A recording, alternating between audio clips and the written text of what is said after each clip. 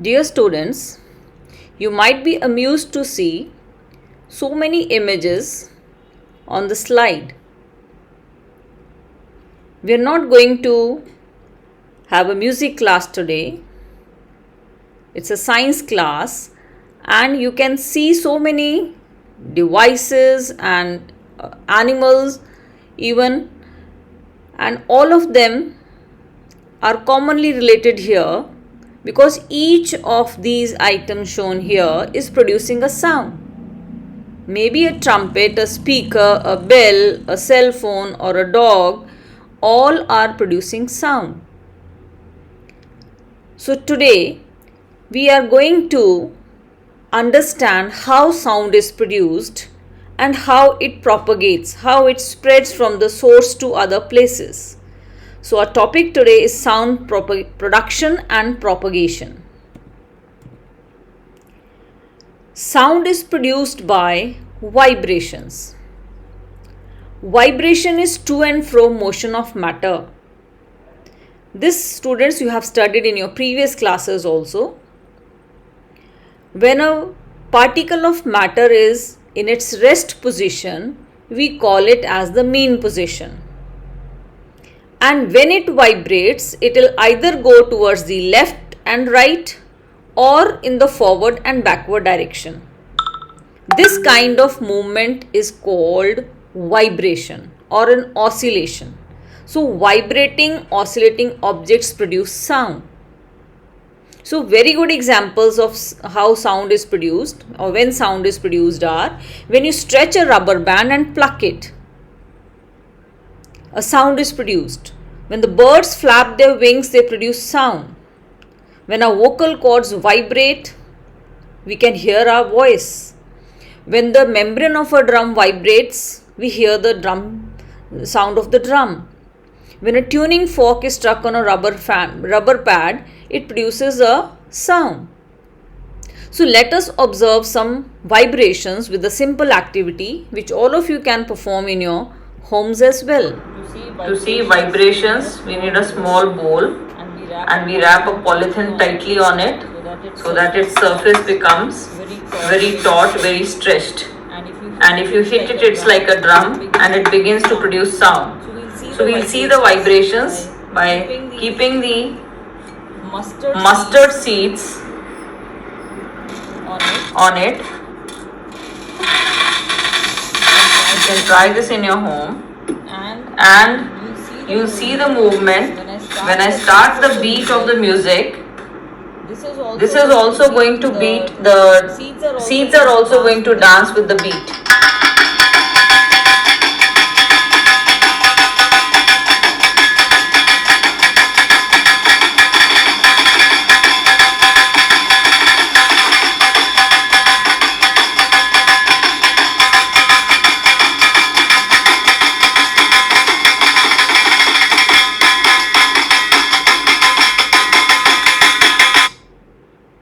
So you've seen, students, that the mustard seeds, they were vibrating although they were not directly hit, but due to the vibrations of the sound produced by the speaker.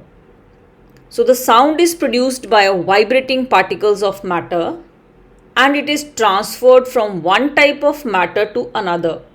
Like you saw that it got transferred from the membrane of the bowl to the mustard seeds.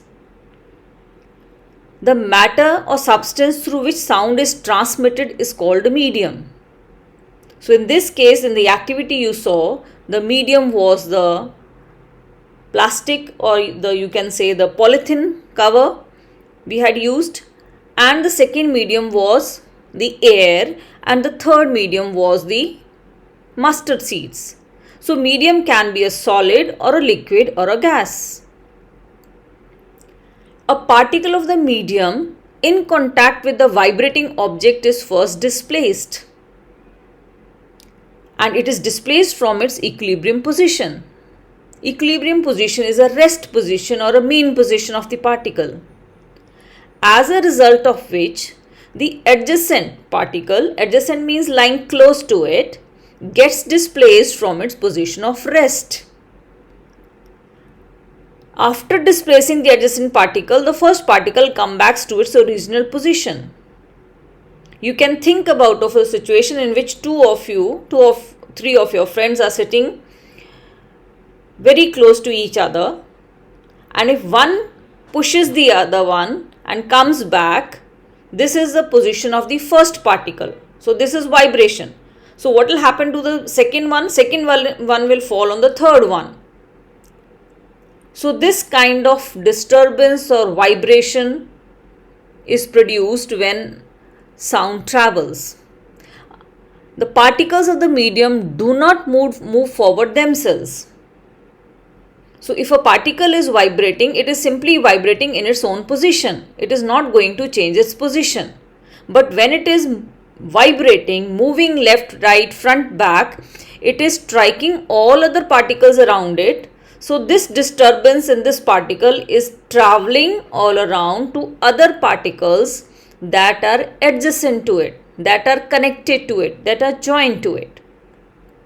So let's understand this with an activity, that how sound is produced and transferred. We will do an activity with the help of a tuning fork, a rubber pad, and a glass tumbler filled with water. So initially we'll just take the tuning fork in a hand and touch the surface of the water in the tumbler. You see, there's not much movement in the water. Now we are going to strike the rubber pad. Yes, you could hear the sound, sizzling sound, and the movement in water.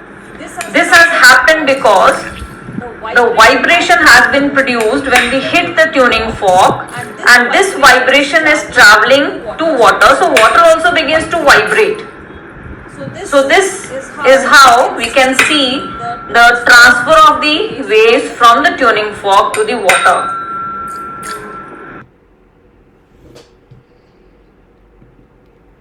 So sound waves are characterized by the motion of particles in the medium and are called mechanical waves.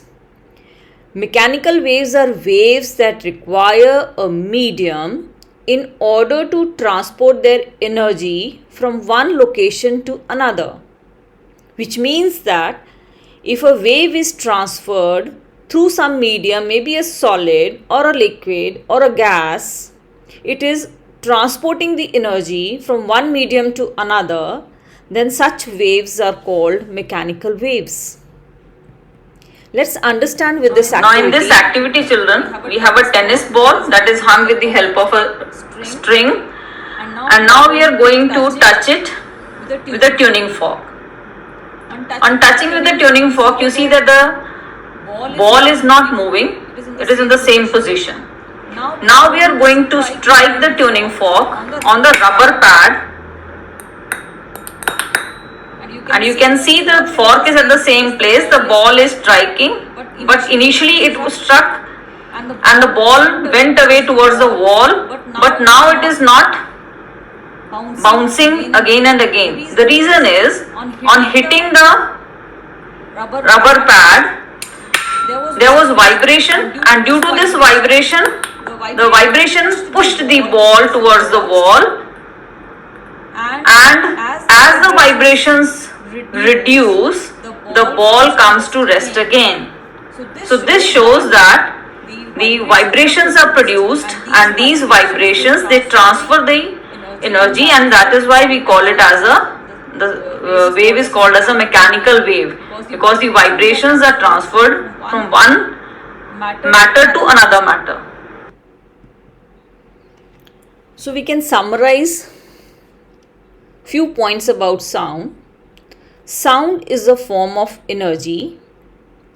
Sound is produced by vibrating objects, and sound is a form of mechanical wave. It is a type, it propagates in the form of a mechanical wave because it is transferring energy from one medium to the another. Now let's understand how this sound propagation takes place. Sound is propagated as longitudinal wave. Now let's understand what is longitudinal wave. It consists of compressions and rarefactions. And in the diagram, it's clearly evident that in few places you find the spring coils very close to each other, and in some places they are at a larger distance. So when they are far away, we call those areas as rarefactions, and when the spring is compressed, then we call those areas as compressions. So we see that then in the spring there are alternate compressions and rarefaction. A compression is followed by a rarefaction. When a vibrating object moves forward, it pushes and compresses the air in front of it, creating a region of high pressure. So when there is compression, there is high pressure and high density. This region is called a compression. We denote it by C. When the vibrating objects move backward, because when they are vibrating, they will go forward and backward, forward and backward. So when it goes backward, it creates a region of low pressure, because now the springs, coils are at a greater distance from each other. So this area is called rarefaction, and it is a low pressure area with low density. As the object moves back and forth rapidly, a series of compressions and rarefactions is created in the air. These make the sound wave propagate through the medium. So this is how the sound propagates, travels from one medium to another medium. Now this is the sound produced by the tuning fork. When we hit the tuning fork on a rubber pad, it produces sound, and if you hold it in your hand, you can feel the vibrations and you can hear the sound. So here you can see some areas marked as C, which have a higher density. It's very clearly visible. Particles are very close together. So it is a high pressure, high density region, which we term as compression. And then we have an area where the particles are far away from each other, and this area has low density, and if the density is low, the pressure is also low.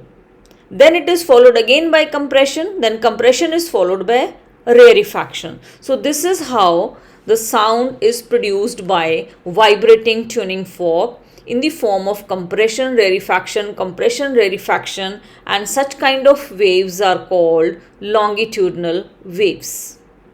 You can see this through a small activity with the help of a slinky.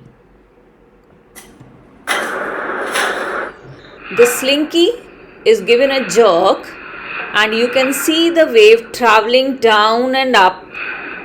In some places there are darker lines, and in other places there are lighter lines. So it's following the darker, the lighter, the darker, the lighter lines. So the darker is the compression area, lighter is the rarefaction area.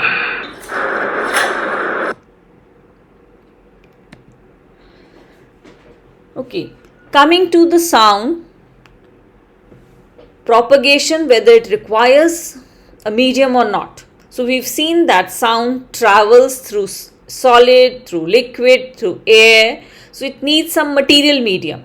It cannot propagate through a vacuum. It cannot travel through a vacuum. So if there is a block and inside the block there is some sound produced, and the block has some vacuum inside its walls, you cannot hear the sound. So we can demonstrate it with the help of a simple experiment. Now we are going to see how the sound propagates. I have a ringing mobile placed inside a glass tumbler. You can see here, you can hear the sound. Now we are going to try to suck out the air with the help of our mouth by clapping the hands at the mouth.